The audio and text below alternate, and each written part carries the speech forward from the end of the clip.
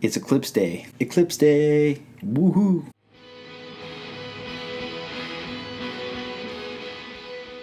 When you need to perform calculations, I'm sure that you break out your abacus or your slide rule or your calculator or, of course, in my case, MATLAB. But what if you need to perform calculus? Now, I know some of these tools will do this, but what if you need to perform calculus with signals? What if you need to take the integral of some sort of current or voltage or take the derivative? Do you know any calculators for signals? What if I told you that there's a circuit element that allows us to perform calculations, including calculus, with signals? I wouldn't be asking this question if there wasn't one, and that means we get to talk about my favorite device in circuits, which is an op-amp. Anytime a professor says that something's their favorite, you know that means it'll be on the exam. So, given the circuit element that looks like a sideways triangle with a plus and minus sign, we have two super important assumptions for an ideal op-amp. The first is that the voltage at the plus side equals the voltage at the minus side, or in other words, there's zero differential input voltage. The second is that there is zero input current to the op-amp.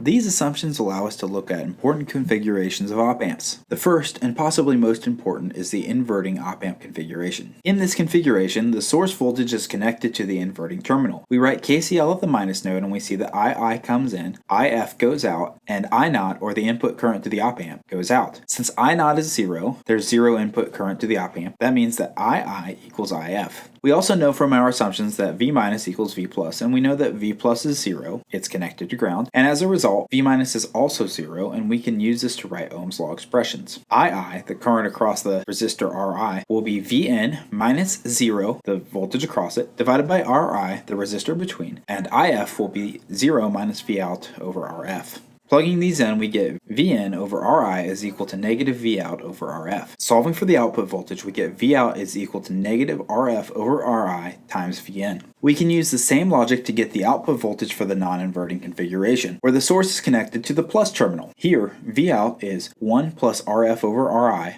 all multiplied by Vn. Now hopefully you'll notice that the output of the inverting op-amp configuration is equal to the input voltage multiplied by a minus sign multiplied by some proportion of values Rf over Ri. Depending on the values of Rf and Ri, we can get either a multiplication by a factor or division by a factor. Multiply and divide? That sounds like the first little bit of a calculator. If we replace RF with a capacitor, we're going to get an integrator. If we replace RF with an inductor, we're going to get a differentiator. It's also possible to add and subtract signals, although we won't talk about that in this video. A quick, non-exhaustive rundown of what op-amps can do includes multiplier, divider, buffer, integrator, differentiator, summer, winter, autumn. Those last two were jokes, but summers are actually really cool, and more. There are more details I couldn't cover in this short video, but I have more exhaustive examples elsewhere on my channel. If you think I'd earned it, I would love it if you would subscribe and share this video with someone else. You can find me on Twitter or Instagram at BD McPheron. That's all for now. This is Dr. McPheron. Cheers.